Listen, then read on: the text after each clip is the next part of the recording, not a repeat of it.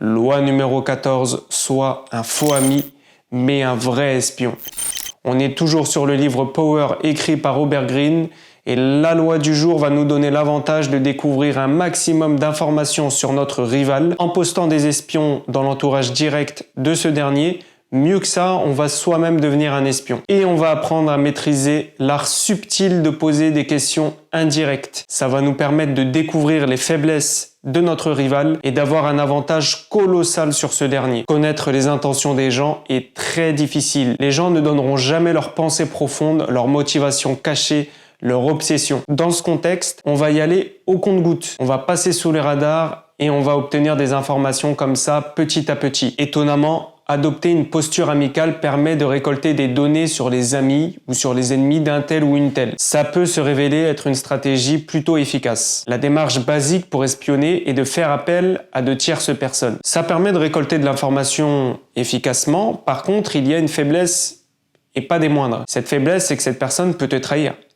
Et même sans aller jusqu'à la trahison, elle peut se compromettre par mégarde. C'est déjà arrivé à tout le monde de donner une information qu'on aurait dû garder secrète, de faire une bourde. On n'est jamais mieux servi que par soi-même.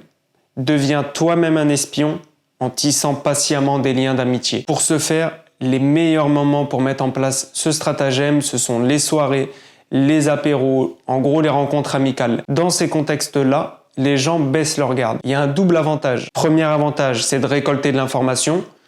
Deuxième avantage, c'est de créer de futures alliances. Mais attention, il faut y aller petit à petit parce que si les autres s'aperçoivent que tu leur arraches leurs secrets à la moindre conversation, ils te fuiront comme la peste.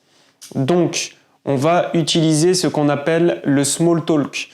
Des petites conversations de comptoir où on va parler de tout et de rien, de la météo, voilà. On va faire baisser la garde de son interlocuteur et petit à petit, on va apprendre, comme je le disais en début de vidéo, à maîtriser l'art subtil de poser des questions indirectes. Des questions qui vont sortir de derrière les fagots, mais qui vont nous permettre petit à petit de récolter de l'information pertinente.